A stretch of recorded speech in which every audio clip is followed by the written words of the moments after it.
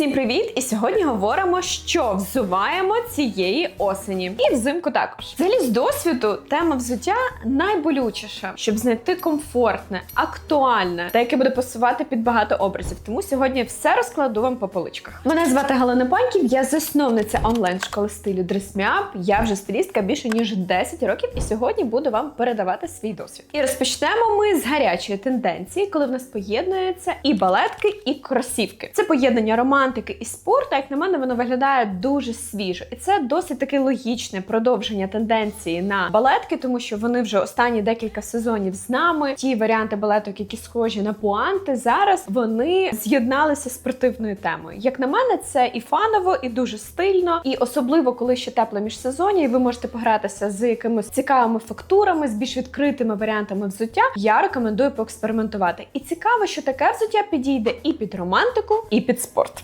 Мені вже жарко, зараз буду знову блистіти, мені треба пудру. Знову будуть казати, що я без пудри. Наступна тема – тенісні кросівки. І враховуючи те, що замша величезна просто тенденція в цьому сезоні, звичайно, ми не можемо згадати і за ці варіанти кросівок. Взагалі, я помічаю тенденцію, що ми з більш таких масивних кросівок перейшли на варіанти на більш плоскі підошві. Вони можуть бути навіть більш зручними, комфортними, тому що ця підошва може згинатися. І загалом замша – це дуже м'який матеріал, тому вашим ніжкам буде комфортно. І цю тенденцію, звичайно, задав бренд Miu Miu з такими фановими шнурками, з якимись цікавими ще деталями. Так от, вони справді зараз досі актуальні, і ви можете шукати щось схоже і в більш демократичних брендах. Також, звичайно, тут хочеться згадати і за кросівки Puma Speed Cat. Я їх також інтегрувала навіть у свої зимові образи, і я вам скажу, що це просто найзручніше взуття в світі. Вони реально дуже комфортні, хоча вони були розроблені саме для учасників Формули 1, ті, хто займаються гонками,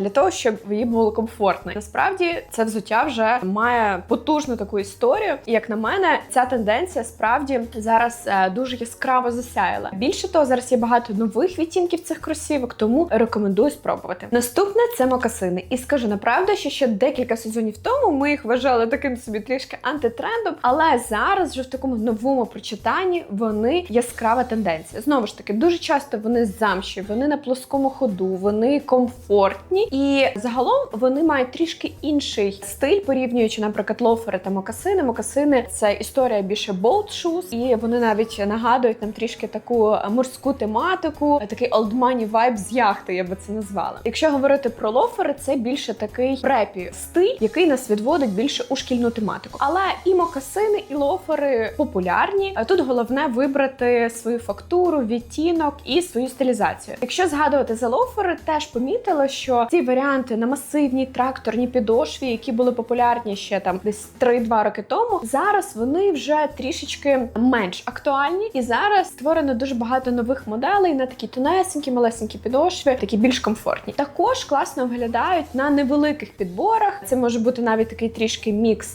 лоферів та туфельок Mary Jane, більш вінтажній стилістиці. Тому тут вибирайте більше те, що вам до душі. Все, я йду за пудрою. Зараз будуть мене хейтити, то я вже йду за цією пудрою. Так, любі хейтери, я не дам вам. За що мене хейтити? Перебираємо блиск. Просто спокійно попробуйте знімати взагалі відео влітку.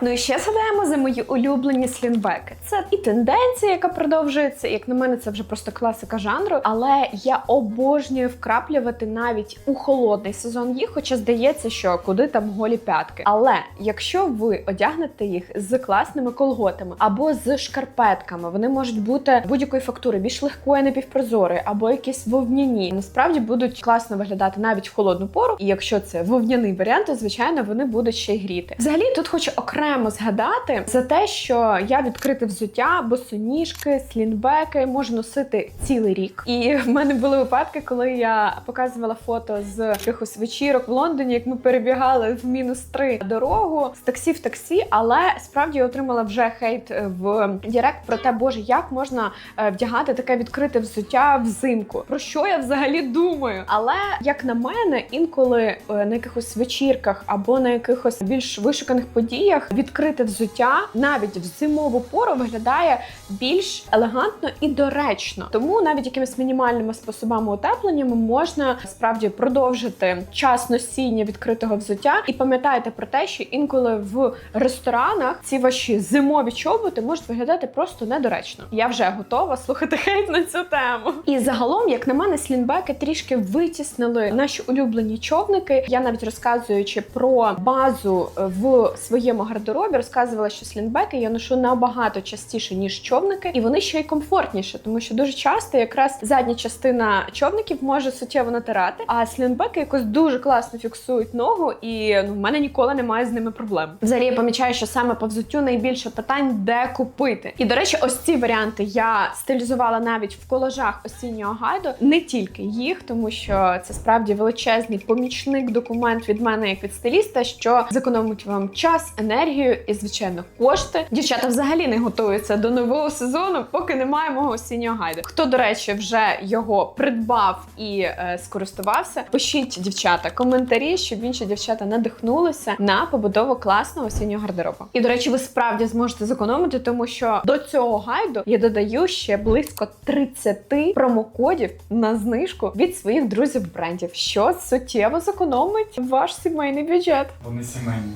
Або не сімейний. І давайте поговоримо ще про табі. Звичайно, ця тенденція походить від відомого бренду Maison Margiela. Цю тенденцію підхопили за останні сезони як ніколи. Ми бачимо, що дуже багато брендів, більш демократичних, також українські бренди, створили свої варіанти. Це можуть бути як ботильйони, це можуть бути туфлі, лофери, балетки. Як на мене, це виглядає справді достатньо авангардно, трішки навіть такий японський вайб, тому що, по суті, вся історія табі походить з цієї культури. Як на мене, то це нестандартне взуття, дуже круто вписується до дуже лаконічних, мінімалістичних образів, навіть, можливо, образів в стилі нормкор, коли ви користуєтеся лише такими дуже простими базовими речима. Тут головне знайти свій комфорт. Особисто ці копиця не моя історія. Можливо, через рік часу я подивлюся це відео і сама себе посміюся, буду взута саме в це взуття, але поки якось воно мені не відгукується. Але я знаю, що є дуже багато дівчат, на яких вони виглядають максимально органічно. А тепер трішки більш закрите взуття розглянемо.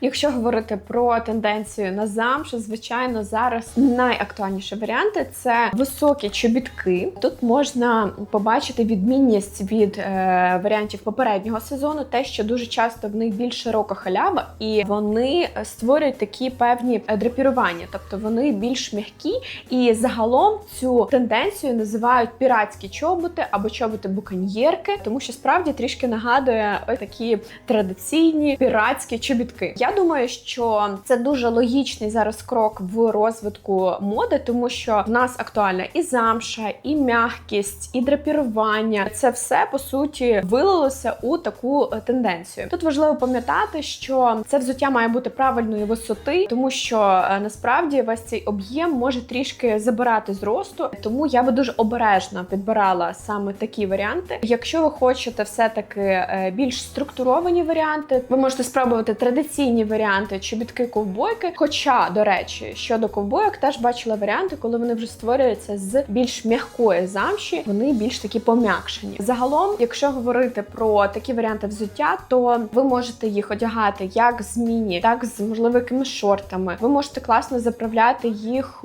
у лосини чи, можливо, в джинси. Тобто варіацій може бути просто море. Тут головне вибрати відтінок, який буде вписуватися в ваш гардероб, і пам'ятати, що замша потребує додаткового захисту, спреїв, догляду. Замша в тому плані трішечки така вибаглива. Ну і окремо хочеться згадати за варіанти чобітків з відкритими пальчиками. Вони можуть бути теж досить м'які, з драпіруваннями. От якраз український бренд Куш випустили. І мені здається, що вони просто практично одразу були sold out. Тут важливо, що це дуже трендовий варіант взуття. Він потребує якоїсь такої більш ефектної стилізації. І якщо говорити про практичність, то, звичайно, по калюжах ви в ньому не пройдетеся. Але це справді дуже має вау-ефект, і це справді стильно. Ще по окладці. Даню, тобі подобається моя окладка? Звичайно.